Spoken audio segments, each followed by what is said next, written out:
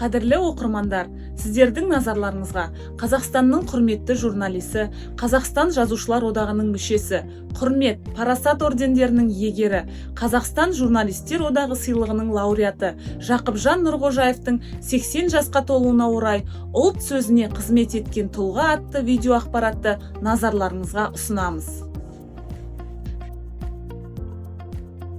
Жақыпжан Нұрғожаевтың еңбектері ұлттық руханиятты насихаттауға, қоғамдағы маңызды мәселелерді көтеруге арналады.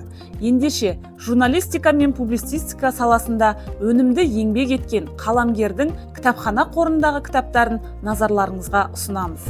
Жақыпжан Нұрғожаевтың «Парасат жолы» кітабы қазақ әдебиеті мен мәдениетінің, ұлт руханиятының белгілі тұлғаларымен болған сұхбаттар еліміздің болашақ ұрпағын елжандылыққа, отан сүйгіштікке, патриоттыққа тәрбиелеуде таптырмас көрнекті құрал.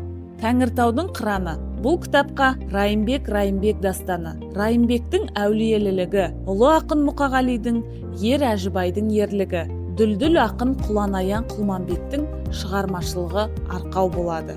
Автордың жүрегі оның жанартау еңбегі Мұқағалиға тануға қосқан өзіндік үлесі. Сарабдал қаламгер «Замана сарыны» деп аталатын бұл кітабында өзі өмір сүріп жатқан қоғамдық, әлеуметтік, саяси ортаның сан тарапты, сан қилы құбылыстарының болмыс бітімін, мінез құлқын зерделей білген.